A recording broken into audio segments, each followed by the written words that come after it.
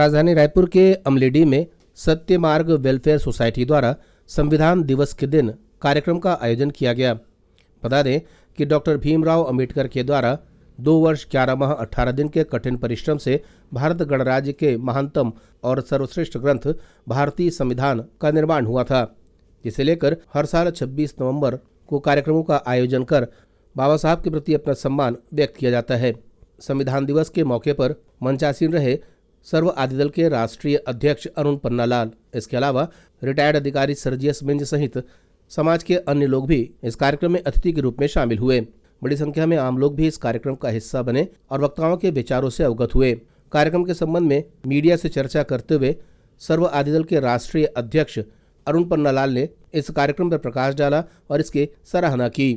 आज संविधान दिवस है, उस उपलक्ष्य में आज यहाँ की बड़ी सभा रखी गई है और हमारा सौभाग्य है कि आज क्रिश्चियन समाज भी भीमराव अंबेडकर जी को याद कर रहा है और इसमें 2-3 बातें मुझको अपने समाज की ओर से और अपनी तरफ से भी करनी है और बाकी जितना दलित समाज है उनके लिए भी 2 बातें मैं रखना चाह रहा हूँ। वो ये है कि पहली बात तो है कि भीमराव अंबेडकर जी जो थे उनने सबसे ज़्यादा पूजा मंदिर पूजा भगवान इस दर्जे पे किसी व्यक्ति को उठाने के लिए उनने लड़ाई लड़ी। उनने कहा भगवान को भगवान की जगह रहने दो और इंसान को इंसान की जगह रहने दो, ये उनका मूल दर्शन था।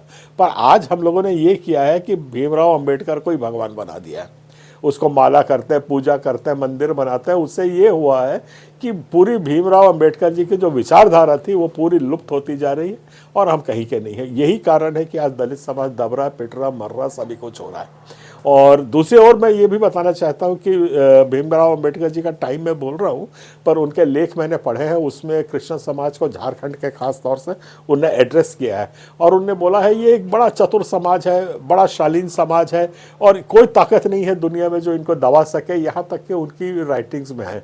और उनका तर्क ये था कि ये लोग इतने अपने समर्पित हैं काम के प्रति कि नौकरी करते हैं और शाम को अपनी बाइबल लेकर के सड़क पे खड़े हो जाते हैं, तो इनको आप कैसे मारोगे, पीटोगे, कुछ भी कर लो, इनको आप हरा नहीं सकते। ये उनके विचार थे और आज भी हमको देखने को मिलता है कि करीब करीब वो बात सही है। पर उनने एक बड़ी कटु आलोचना भी हमारे समाज के लिए की है जिसको आज हर एक को मंथन करना होगा। उनने कहा इतना खुदगर्ज समाज मैंने कभी नहीं देखा, कोई भी समाज इतना खुदगर्ज नहीं है कि आप उन्हीं स्कूलों में पढ़ते हैं, मिशन स्कूल से पढ़ के निकलते हैं, कोई डॉक्टर बनता है, कोई बड़ा अफसर बनता है, कोई इंजीनियर बनता है और बनते ही साथ तुरंत पहला काम ये जो हमारे व्यक्ति जो बनते हैं वो अपने समाज को भूल जाते हैं, अपने समाज से बिल्कुल कट के अलग हो जाते हैं, किसी किस्म का कोई भी सरोकार नहीं रखते हैं। ये कारण है आज हम पे जो प्रताड़ना हो रही है और ये प्रताड़ना आकर के यहाँ नहीं रुकती कि ईसाई समाज है तो प्रताड़ित करो, मुस्लिम है। ये प्रताड़ना का दौर ये एक किस्म का घुन है, ये सबको खाता जाता है। अब दलित भी उस चपेट में आ गए हैं, अब साहू समाज भी आ जाएगा, सतनामी समाज तो है ही है उसके चपेट में।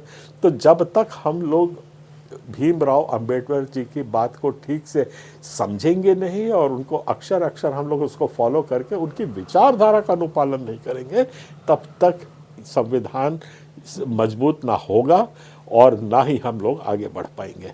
आज के इस प्रोग्राम के लिए मैं बड़ा धन्यवाद देता हूं हमारे डॉक्टर विनय साहू को और जितने यहाँ पे लोग आए हैं। एक अच्छी गोष्ठी है और मैं सोचता हूँ और पूरी शुभकामनाएं भी देता हूँ कि ये आगे भी इस किस्म से प्रोग्राम्स होते रहेंगे। सबको जय भीम, जय नमस्कार, जय छत्तीसगढ़।